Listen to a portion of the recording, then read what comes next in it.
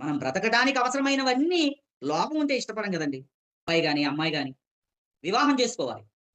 అలా చేసుకోవాలనుకున్నప్పుడు ఏం జేస్తాం? ఏవండీ కన్ను అటొకటి, ఓ కన్ను ఇటొకటి.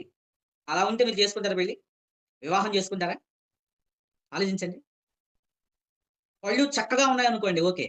పళ్ళు 4 అలా బయటకి దూసుకొచ్చినియనుకోండి. అప్పుడు చేసుకుంటారా? పళ్ళు 4 బయటకొచ్చి దూసుకొచ్చినియనుకోండి. ఎత్తు పళ్ళనుకోండి. వంకరగా ఉన్నాయనుకోండి పళ్ళ వరస. చేసుకోవడానికి ఇష్టపడతారా?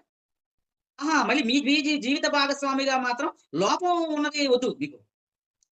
దేవుడి దగ్గర మాత్రం లోపం కలిగిన విశ్వాసంగా మనం ఉండొచ్చా? అలాగైతే కనుక ప్రియులారా, పౌలు గారు అదే మాట్లాడుతున్నారు. మీ విశ్వాసం బలపడాలి. రోజు రోజుకి, దినదినం అభివృద్ధి చెందాలి. వినుట వలన విశ్వాసం కలుగుతుంది. దేవుడి వాక్యం వింటే విశ్వాసం కలుగుతుంది.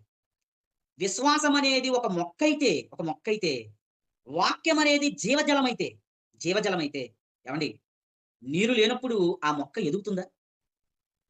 నీరు లేనప్పుడు ఆ వృక్షం ఫలిస్తుందా? వాక్యము లేనప్పుడు విన్న వాక్యము సత్యము కానప్పుడు క్రీస్తుని గురించిన మాటలు బోధనలో లేనప్పుడు మన విశ్వాసం ఎదుగుతుందంటారా? వాడిపోతుందంటారా? ఆలోచించండి మీరు.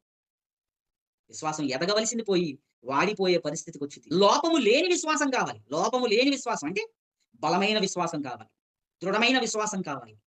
అన్నిటిని ఎదుర్కొని నిలబడగలిగేంత స్వచ్ఛమైన, పరిపూర్ణమైన విశ్వాసం కావాలి ప్రియులారా.